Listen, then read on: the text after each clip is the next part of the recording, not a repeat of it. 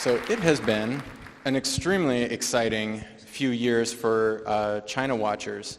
There's been sort of an up and down mood swing going from expecting China to have a hard landing, folks really doubting the economic fundamentals, and then all of a sudden the tone and feeling changes to awe at Xi Jinping's speech at the World Economic Forum. Still a lot of skepticism about that. It seems like the closer you are and the more experience you have in China, the more you doubt or have opinions about that speech. But then the rollout of One Belt, One Road has been something amazing to watch. First, from the sort of mystery that it gave people. People didn't quite know what to make of it. It felt big, it looked big, a lot of questions. Had a big event, still a lot of questions, and yet we still see these large initiatives and a lot of engagement in places like Eastern Europe and the Central Asian region, and here in the Gulf too, it seems. So it's been kind of an exciting year in those respects as well. But it's also been an exciting time in innovation. It wasn't very long ago that everybody suspected that China would never be able to innovate, that it was something that was outside of the Chinese mentality. There was all kinds of chin-stroking about this education system of China and how they raise their children. And now we have WeChat innovating at a rapid clip. We have all kinds of advancement in artificial intelligence. And I think it's causing a lot of concern to major tech companies in the West. So whether they're doing that through M&A or they're doing it in-house, there's no question that Chinese companies have made a bold move in the direction of innovation. So I'd like to turn it over. First off, what can we make of Xi Jinping's speech? It gets referenced a lot. It was immediately after the surprise election of Donald Trump as President of the United States. And there was a suspicion, I was at Davos actually, that this meant that the United States was retracting from the world and that Xi Jinping saw this as his moment to step out and make a move. Amy, I'll start with you. What can you make of that speech and what does it mean for us today? Well, thank you very much, Julian, for inviting me to be here with folks and with a friend, former colleague and mentor, Bill, and with a new friend, Diane. Great to be on the stage with you, talking about China in this exciting part of the world. I think it's really interesting that you start with that Davos speech that President Xi made, because we could bookend it with the speech that he just gave at APEC. And the speeches are quite similar in that both in January in Davos, surprising us, President Xi was saying, China is prepared to take on the mantle of globalization. We support the WTO system, we support openness, and he was very much contrasting that with not just the United States, but of course increased protectionism in Europe as well. And so fast forward from January, when a lot of us were surprised that President Xi would be so bold. We've just had a party congress in October where President Xi consolidated his power, and then in November went to APEC and made another speech immediately after President Trump spoke, talking again about China in a more assertive way, that China wants to actually be a real power, not in a negative sense, but of course in bringing opportunity through better interconnectivity, through the Belt and Road Initiative that you mentioned, as well as by being a partner to many countries. The Belt and Road Initiative that you just mentioned, of course, represents about 65 countries, about 40% of global GDP, and so multi-trillion-dollar initiative that could mean a lot for all of us, not just for China. It's not a development assistance plan. It's both an economic and, in many ways, a foreign policy plan, whose architect is Xi Jinping, is President Xi, and so it's a top priority of this new administration and of the entire Chinese government. I was in Beijing the week before President Trump arrived, so after the Party Congress, but prior to APEC. And I was meeting with officials in the National Development and Reform Commission, and we were talking about U.S.-China economic relations and how we can actually strengthen cooperation. And unfortunately, we were really talking past one another. I felt like my NDRC counterparts, Chinese government officials, all they wanted to talk about were opportunities for the United States and China to cooperate somehow through this Belt and Road Initiative, because that had come from on high. That's President Xi's priority. That's the way he's talking about globalization, the way he started talking about it in January, continued to talk about it in November, and unfortunately, it's quite discordant with how President Trump talks about U.S.-China cooperation and the need to focus on things like our trade imbalance and relationship and the threat that's emanating from North Korea.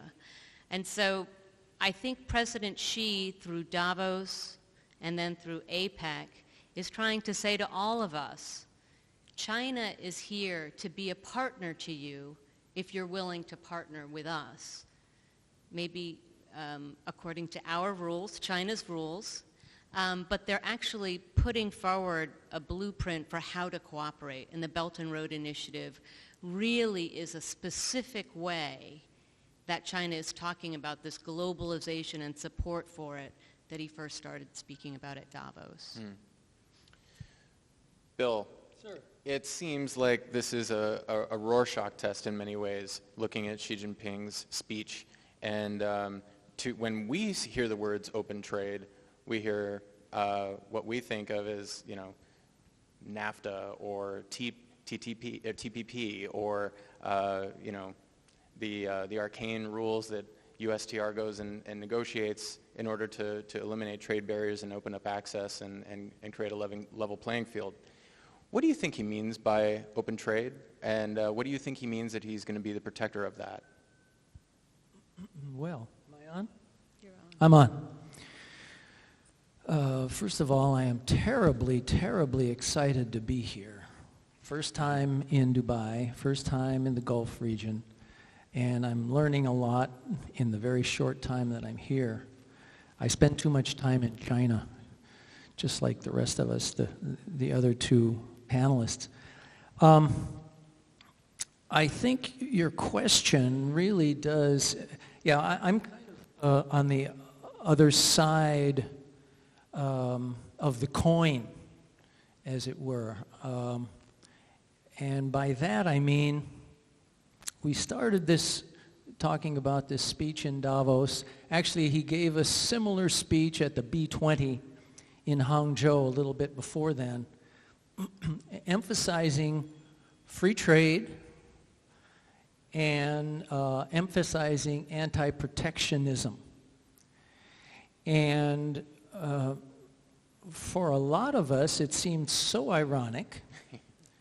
On the one hand, you can look at it as a long-term vision, and our Chinese friends are extremely strategic and have long-term visions, so I think, in all fairness, that could be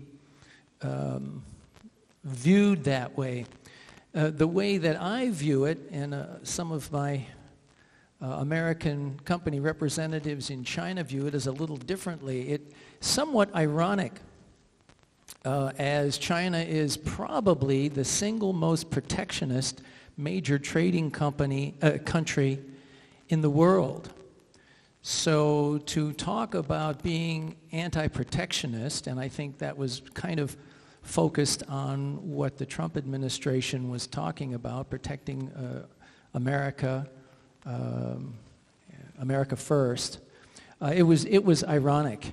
And when we talk about free trade, I think this is another area that there might be a little bit different definition of free trade. This gets into China's economic, industrial policies.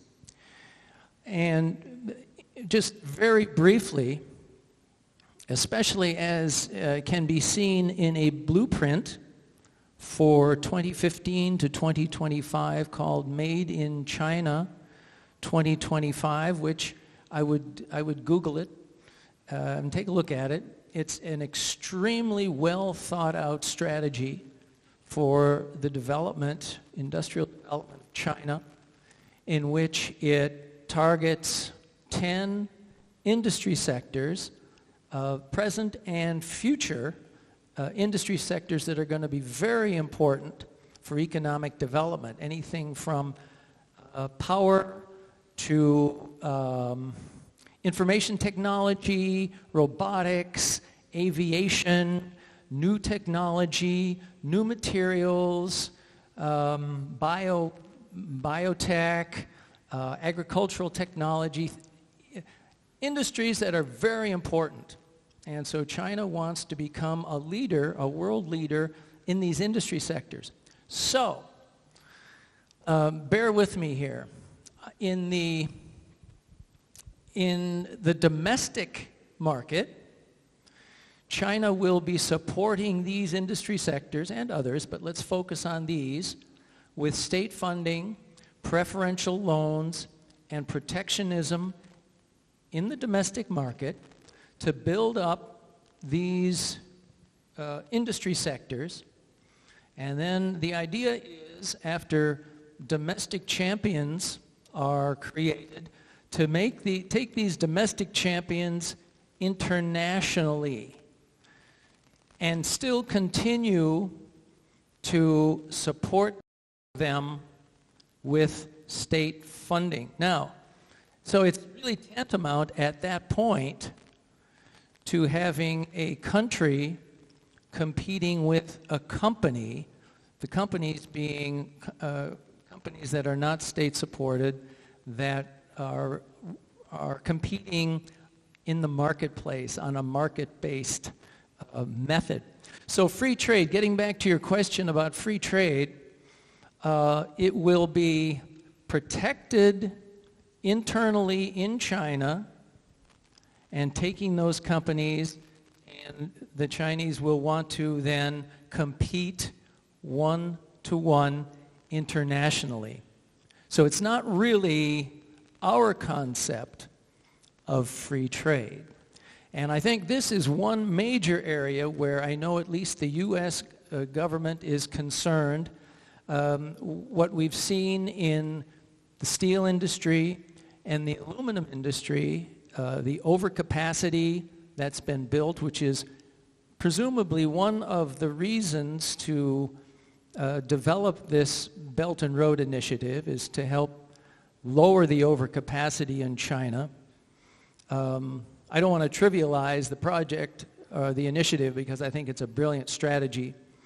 But what this overcapacity has done is to distort international markets. So if you like what you've seen in the steel and aluminum industry, you're going to like what we will see in semiconductors and artificial intelligence and new energy vehicles, etc., etc. And I will stop there. All right. Thank you for that. So, Danny, you came from one of these companies that was grown domestically, got huge, has been really trying hard to expand internationally, and in some measures it's done remarkable things in the amount of time that it's had, and it's got ambitious plans. What did all this feel like from the inside? Did you sense this? What did you see? What was the experience of that?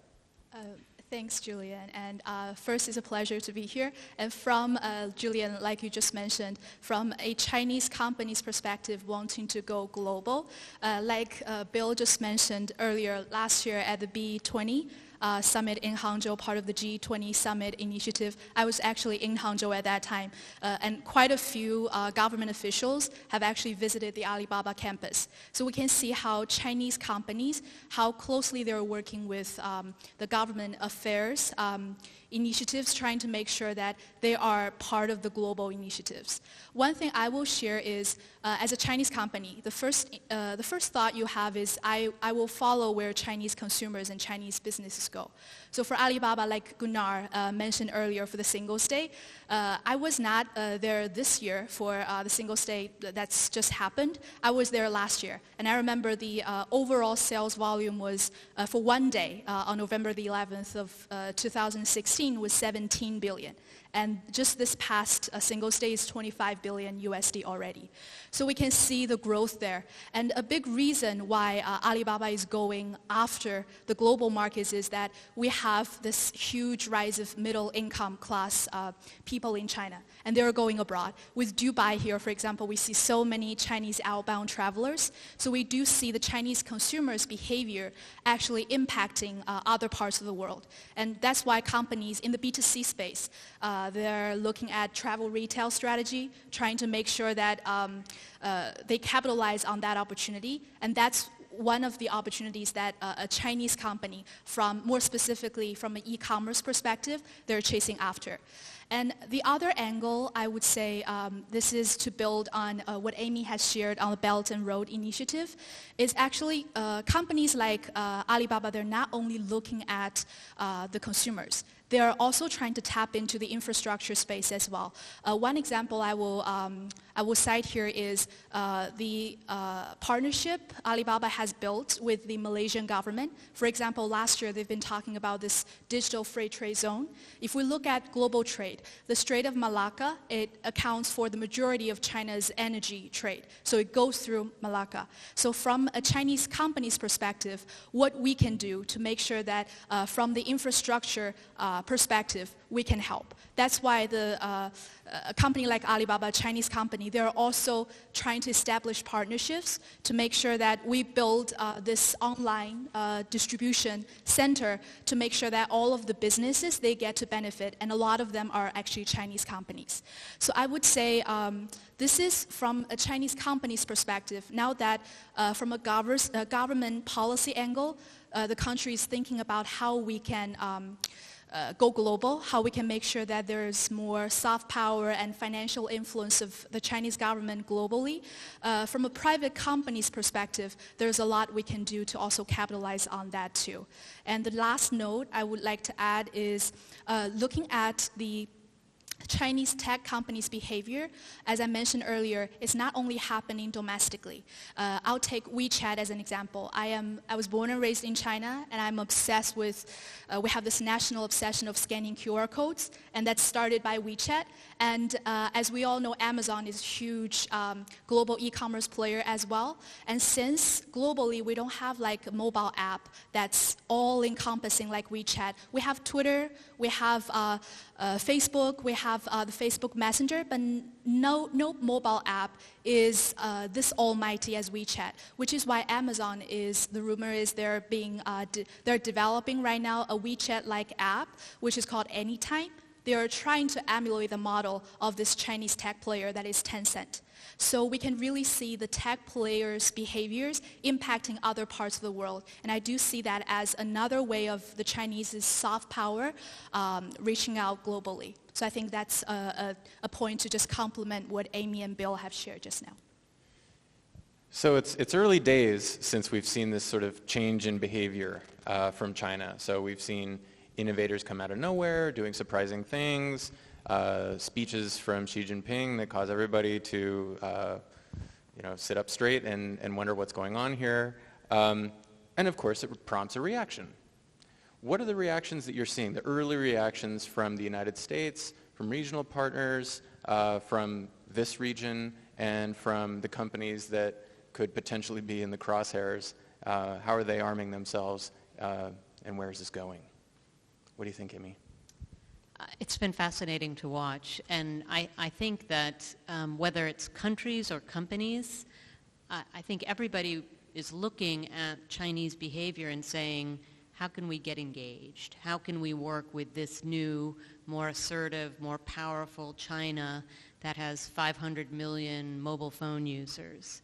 You know, the market opportunities that Diane and Bill have spoken about in China are so incredible that at Albright Stonebridge Group, we're trying to help our clients deal with the very real barriers, some of which Bill just highlighted, that they face in the China market by somehow aligning your company's goals with some of China's stated economic development goals.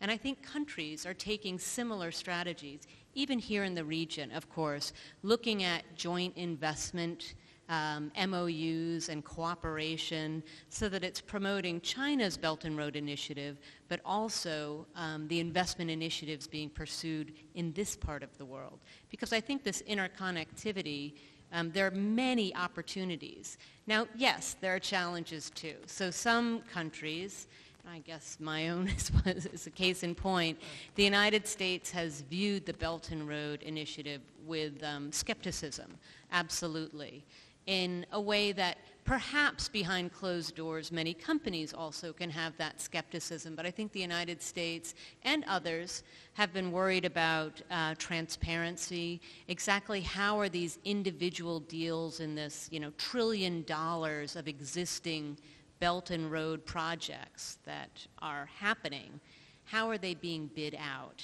Is there equal opportunity for foreign companies, as Chinese companies have in these separate countries, to actually participate in these markets? Now, I know many foreign companies that are participating in Belt and Road projects, whether it's in telecom or if it's in retail or, of course, infrastructure, energy. There are a lot of opportunities for non-Chinese entities. But I think governments, and I'll come back to the United States, I think the Trump administration has said the Belt and Road Initiative isn't my priority. My America First priority is U.S. infrastructure investment. And so when President Trump and President Xi just met in Beijing, Goldman Sachs and the Chinese Sovereign Wealth Fund actually announced a joint investment fund for infrastructure investment in the United States. I think the Chinese government would have preferred that we announce a joint Belt and Road Initiative fund, but that wasn't in the U.S. interest.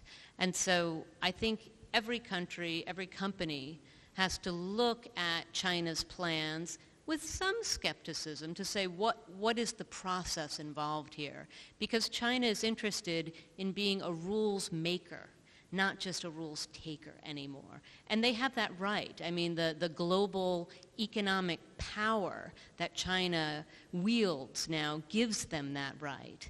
And so the challenge for us as companies, as well as sovereign states, is to say, where is this beneficial to us? How can we align certain goals while also standing up for principles where we disagree? Let me follow on that. Sure. Amy has actually described it very, very well. Amy understands China very, very well. Maybe take a few different points to help fill out the outline. China has been negotiating slash strategizing for this moment for the last 20, 25 years, in my opinion. Very, very clever, very strategic, very, very strategic, and is in a position now, as Amy says, to help make the rules and to create, to some extent, parts of the world in its own image. The American Chamber of Commerce in China, we do a survey every year, and I just wanted to share a few things that the companies on the ground in China are seeing with how things are developing. 80% of the respondents in this year's survey felt that they were being treated worse than they had in the past. This is kind of a touchy-feely question, but it's an overwhelming percentage of what these companies are feeling. And what is it based on? The challenges that companies face, of the top 5 challenges, number 1 is inconsistent regulatory environment. And what that means is that there are regulations on the book, but so often things that are enforced are not even written down. We call that window guidance. I don't know where that came from, but we call that window guidance. This is a big problem, and it's increasing. Another challenge is protectionism, as I mentioned, keeping foreign companies, putting up barriers in different ways to competing with Chinese domestic companies. And it varies from industry to industry, and you'll find that for a technology that China is interested in getting from the West, that there will be lower barriers. But as soon as that technology becomes part and parcel in China, the barriers are tending to go up. We're talking about American companies or foreign companies that want to be effective in China. As Amy said, you really have to know what the priorities are and then put together a strategy that makes sense, that goes with China's priorities. One other thing I think companies need to make sure, they need to hire competent people like Amy or me or you, Danny, to help them understand where the government is going. You know, especially since the 19th Party Congress, the party is increasingly involved in every aspect of Chinese life, including the economy. And as we've seen in the past, policy can turn on a dime. So you've got to have people who understand what's going on and who know the players. And even then, sometimes it's difficult to predict, but at least you'll have a better chance at it. And I would say on the Belt and Road Initiative, which again I think is a brilliant strategy, that, and there are a number of U.S. companies getting involved, my sense is that China really wants to make sure that the U.S. doesn't put up any obstacles. I think it would be nice if the U.S. were to cooperate, but I think the Chinese would not be unhappy with the result that, okay, this is becoming more of my area of interest, and if the U.S. just doesn't put up any obstacles and let the Belt and Road Initiative go where it's going to go, I think that that would be, I don't think that the Chinese authorities would be sad about that. And just one more thing about BRI. It's been estimated about $4 trillion of investment between now and 2030 will be needed in the area. China's not going to be able to fund it all, and it doesn't plan to fund it all. I think we can see whether or not BRI is going to be successful if there can be projects, infrastructure projects, that institutional investors around the world would be interested because they will actually have a return on investment. So to the extent that American companies and financial experts who have done this all over the world can get involved, structure these projects, tap into the $50+ trillion of institutional investment out there, of which only 1% is infrastructure, then I think that the Belt and Road Initiative has a chance of reaching its potential. So if I may ask one follow-up here to that, you've said twice now it's a brilliant strategy. Why? What do they get from that? Well, quickly, I don't want to monopolize. I think it's brilliant because it covers so many different areas. It expands China's geopolitical interests. It helps to build markets for Chinese products in the coming years.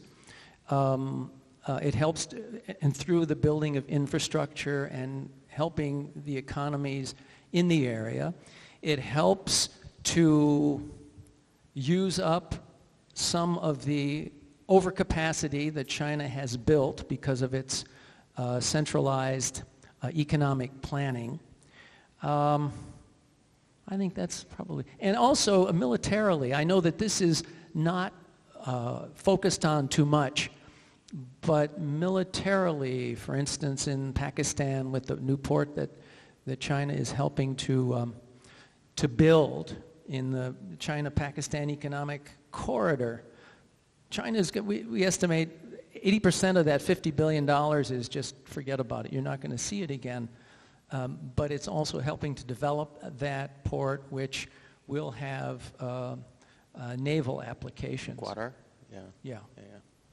And although, just to add one point to that, China has been very critical of the U.S. continued reliance on alliances, military alliances.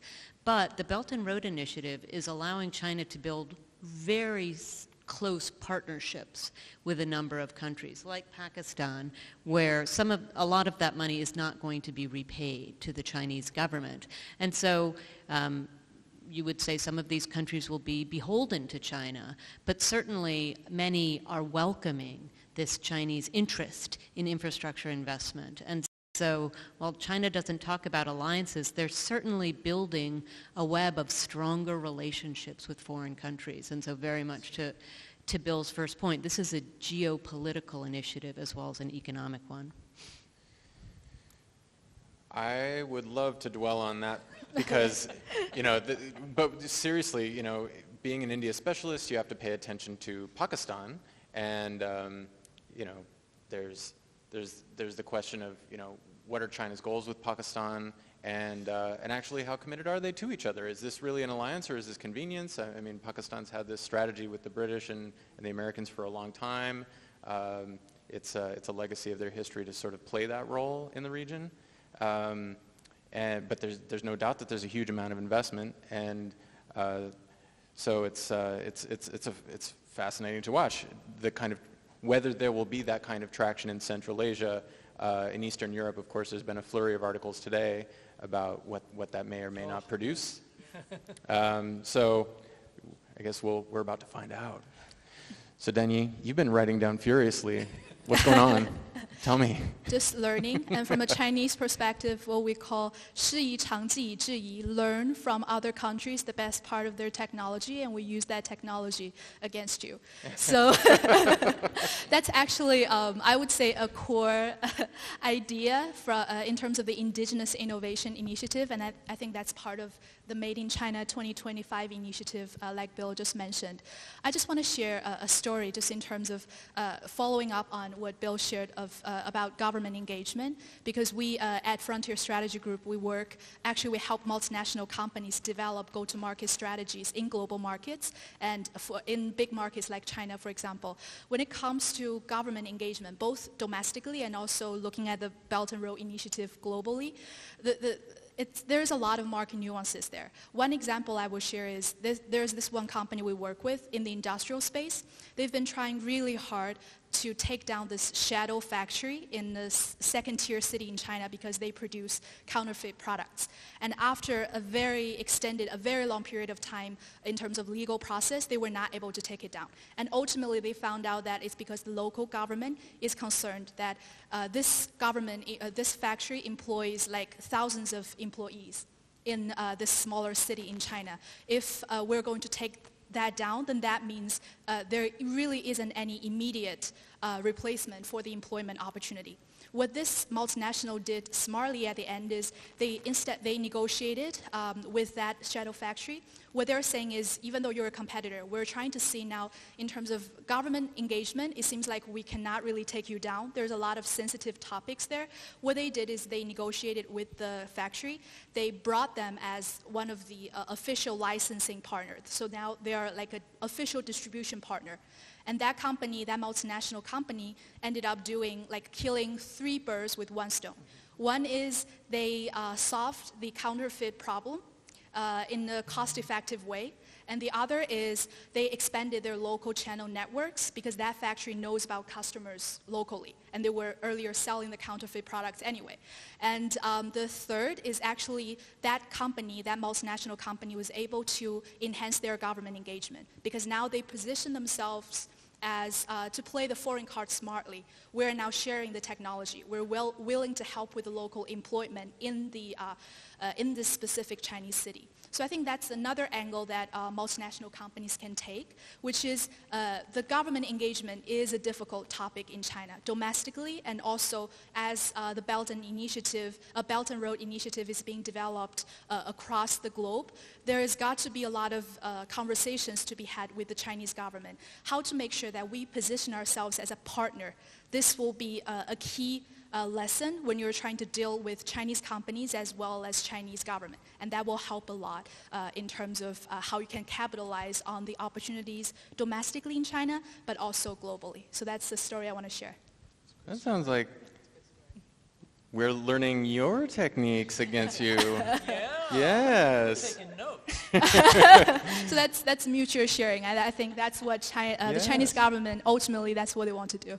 Oh, we like that. We like that. Everyone benefits. So what is the secret to window guidance? I mean, if American companies are encountering this, what do Chinese companies themselves have to deal with this, or is this something that exclusively foreign companies, like Denny, that's for you?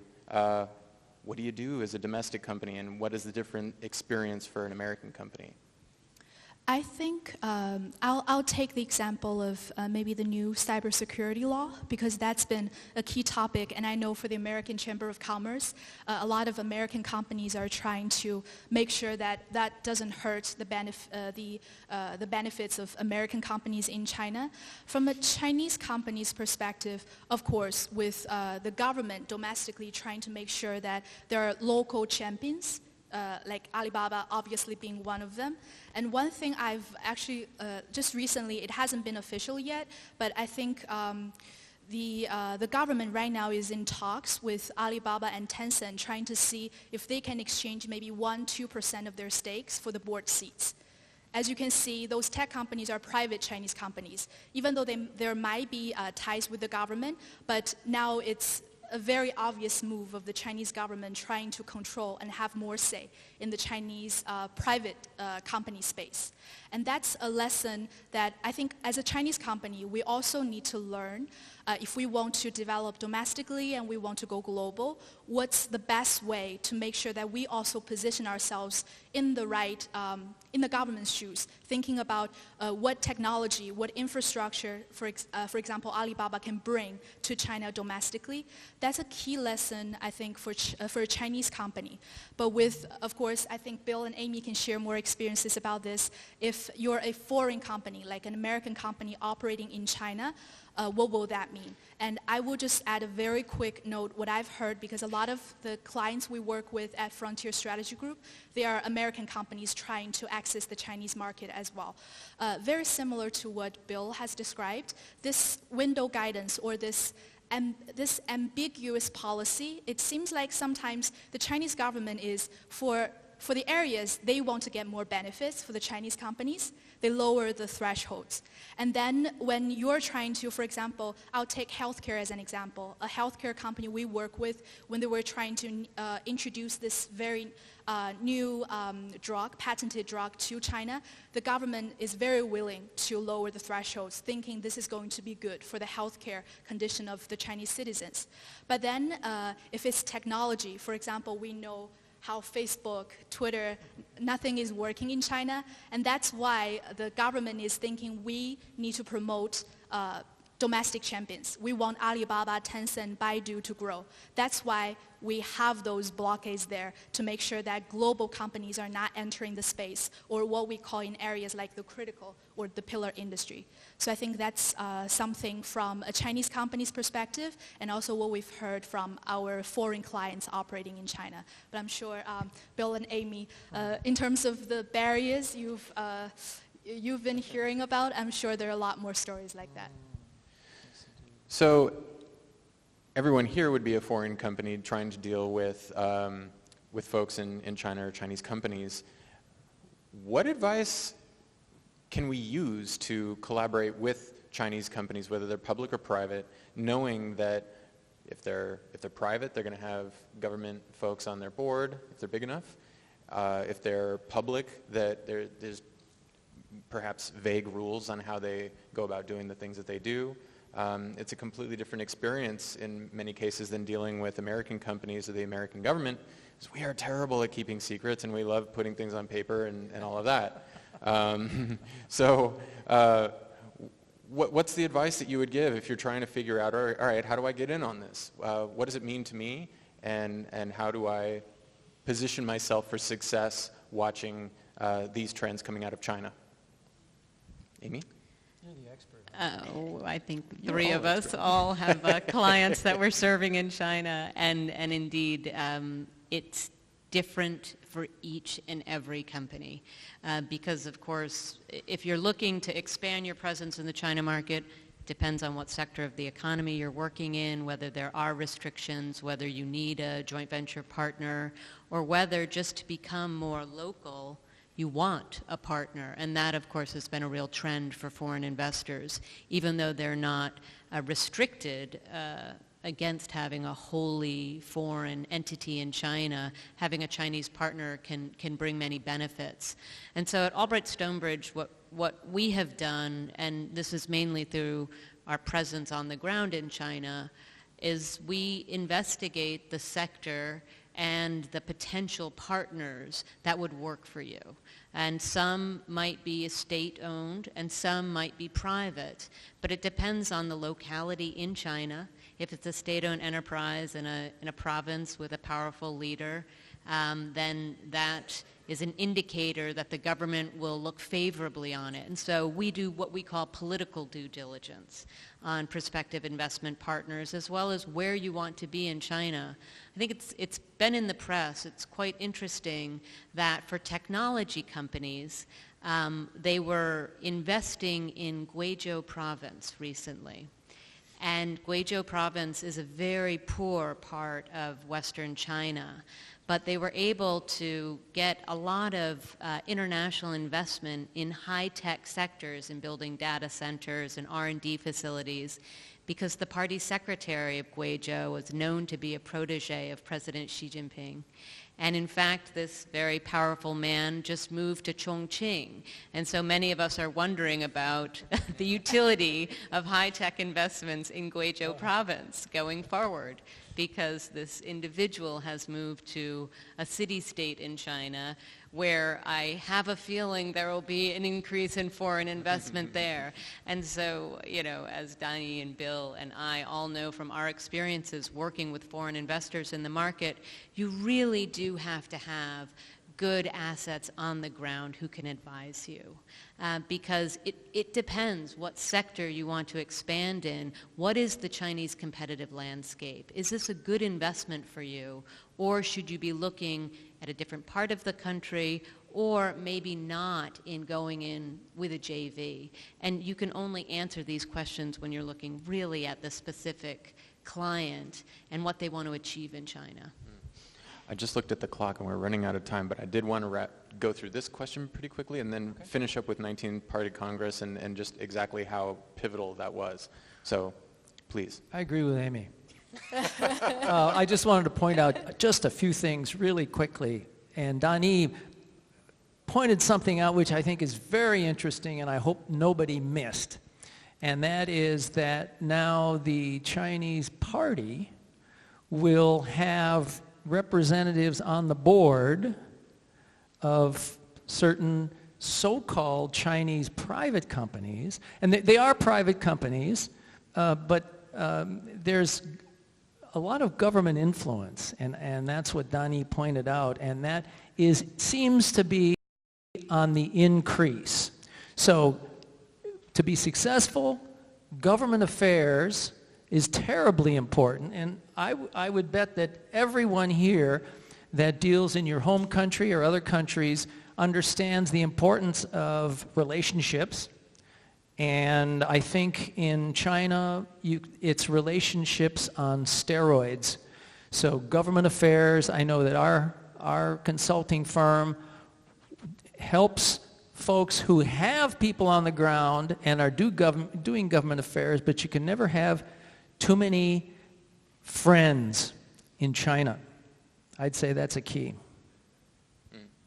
And just to add on Bill's point, I think to have more feet on the ground, your own salespeople or your Chinese partners, this is like a point we've been iterating all along. I just want to mention from a Chinese company's perspective, we now see this opportunity of going global, which means using global leverage. A lot of you are working for multinational companies, and there's a lot of global influence you can actually exert, which means when you're trying to enter the Chinese market or trying to partner with Chinese companies going into those global markets, there's always a global card that you can play. And one thing I've noticed is for another example from one of our clients, which is they have a big issue with their local Chinese distributors because the credit is tightening in China, financial stability is a big issue for those Chinese partners.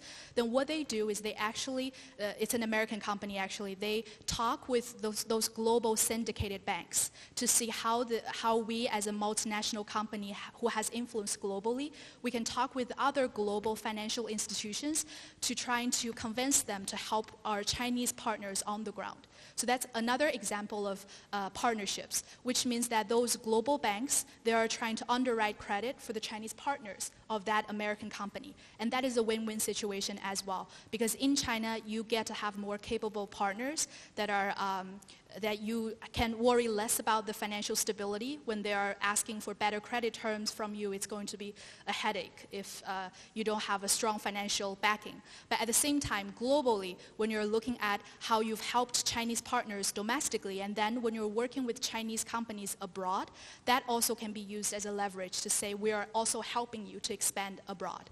So that's another angle that I've heard, which I think it's very interesting. That's about the partnership angle. Very interesting. So we're over time, but we cannot close this session without understanding how important the 19th Party Congress just was. The quick version, what do you think that the key takeaways are of what just happened?